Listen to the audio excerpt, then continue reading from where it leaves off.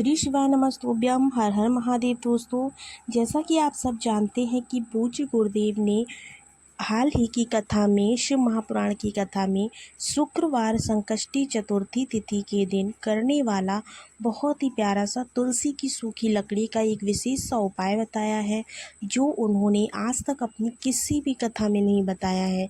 तो ऐसे में पूज्य गुरु जी ने कहा है कि जब आपके हाथ तंग चल रहे हों, पैसे आपके पास बच ना रहे हों, तो ऐसे में जीवन में चारों तरफ से सिर्फ व सिर्फ परेशानियां आ गई हों, उससे बाहर निकलने का कोई रास्ता दिखाई ही ना दे रहा हो, तो 30 मई 2025 शुक्रवार संकष्टी चतुर्थी के दिन आपको कर लेना है तुलसी की सूखी लकड़ी वाला ये छोटा सा उपाय।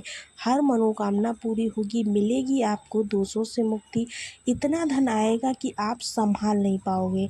माता लक्ष्मी जी और महादेव जी के आशीर्वाद से पूरे साल धन बरसता रहेगा।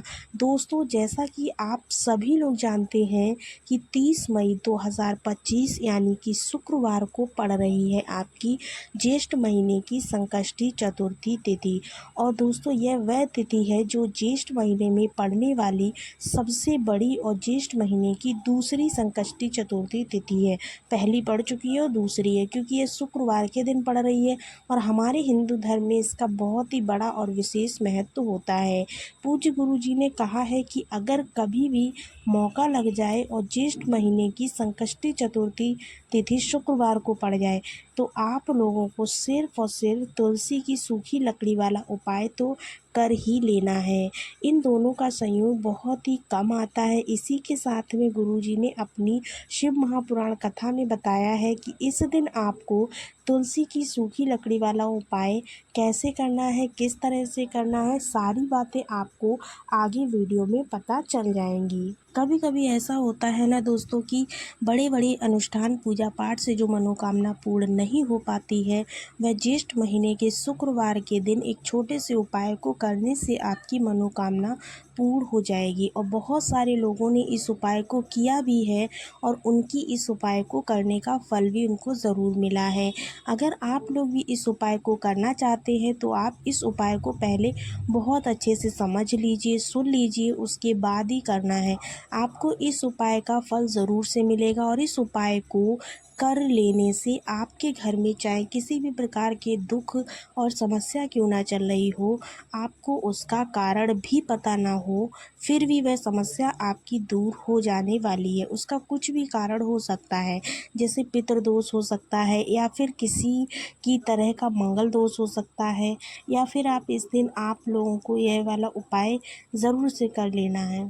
आती है कि इस उपाय को हमें करना किस समय है, तो दोस्तों इस उपाय को आपको सुबह भी कर सकते हो, शाम को प्रदोष काल में भी कर सकते हो, कोई दिक्कत की बात नहीं। तुलसी की सूखी लकड़ी वाला उपाय करने का तो हम आपसे बस यही कहेंगे कि अगर इस उपाय को आप सुबह के समय करेंगे तो ज़्यादा बेहतर होगा, लेकिन अगर आपके पास सुबह का टाइम नहीं है तो आप शाम में प्रदोष काल में भी कर सकते हैं, उसमें भी कोई दिक्कत की बात नहीं है। तो आप दोस्तों, जो अगली सबसे बड़ी और महत्वपूर्ण बात आती है वो ये आती है कि सुबह अगर हम उपाय को करेंगे तो हमें कितने बजे से लेकर कितने बजे तक करना है।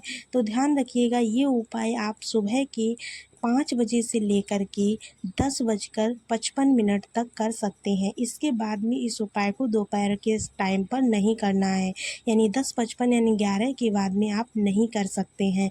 अगर आप किसी कारणवश लेट हो जाते हैं तो आप इस उपाय को शाम के समय प्रदोष काल में ही करेंगे। दोस्तों, आपको ले लेनी है तुलसी की सूखी लकड़ी। कितनी लेनी है? छोटी छोटी 7 लकड़ियाँ इकट्ठी कर लेनी है, उनको मौली धागे से बांध देना है, कलावे से बांध लेना है, यानी लपेट देना है। रोली का तिलक करें इस तुलसी की सूखी लकड़ियों पर। उसके बाद में अगर चंदन है तो चंदन का थोड़ा सा टीका लगा दीजिए। अब ये तुलसी की जो सूखी लकड़ियाँ हैं, ये आपको थोड़ी देर अपने घर के मंदिर में रखनी है, श्री हरि विष्णु के सामने, और एक देसी घी का दीपक आपको श्री हरि विष्णु के सामने लगाना है। दीपक गोल बाती का लगाएंगे और उसमें एक चुटकी पिसी हुई हल्दी डाल देंगे। साथ ही साथ श्री हरि विष्णु को हल्दी बहुत प्रिय होती है। दीपक लगा देना है। थोड़ी देर में जो वो तुलसी की लकड़ियां हैं उनको ऐसे ही रखा रहने देंगे, तिलक कर देंगे। अब थोड़ी देर बाद आपको क्या करना है, तुलसी की वह जो सूखी लकड़ियां हैं आपने बांधी थी, उसको आपने जो कलावे धागे से बांधी थी, अब आपको उठाना है। एक छोटे से लाल कपड़े में आप इसको रख लीजिए। रखने के बाद में लाल कपड़े में रखने के बाद में पीला कपड़ा हो तो पीले में भी रख सकते हो, कोई दिक्कत नहीं है। अब आपको क्या करना है, इसकी पोटली बना लेनी है। धागे से लपेट करके, मौली या धागे से लपेट करके इन लकड़ियों की पोटली बना लीजिए, आराम से बन जाएगी। अब इस पोटली को आपने कहाँ रखना है, इसे आपको अपने घर के मुख्य द्वार पर टांगना है, ठीक है ना। अंदर की तरफ, बाहर की तरफ नहीं टांगिएगा, मुख्य द्वार में अंदर की तरफ आपको इस पोटली को टांग देना है। माँ लक्ष्मी का ध्यान करिए, श्री हरि विष्णु का ध्यान करिए। इससे क्या होगा, उनसे प्रार्थना करनी है आपको कि धन की देवी माँ लक्ष्मी आप मेरे घर में पधारिए और अपनी कृपा मुझ पर बरसाइए। इस तरह से आपको प्रार्थना करनी है। प्रार्थना करने के बाद में मंत्र बोलिए माँ लक्ष्मी का, या फिर भगवान श्री हरि विष्णु का ओम नमो भगवते वासुदेवाय नमः। इस मंत्र को 11 बार बोलना है। एक दीपक आपको जिस दिन भी उपाय कर रहे हो अपने घर के मुख्य द्वार पर प्रज्वलित कर देना है। चौमुखी दीपक यानी 4 बाती का दीपक लगाएंगे और थोड़ी सी हल्दी उस दीपक में भी डाल देंगे। मुख्य द्वार पर दीपक बाहर की तरफ लगाना है, सीधे हाथ पर, ठीक है ना। यह उपाय ज्येष्ठ में आप करिए और देखिए कि कैसे आपके घर में धन ऐसे बरसता है जैसे आपने कभी सोचा भी नहीं होगा। बहुत ही प्यारा सा उपाय है, बहुत ही मुख्य उपाय है, तो ज़रूर से करिए।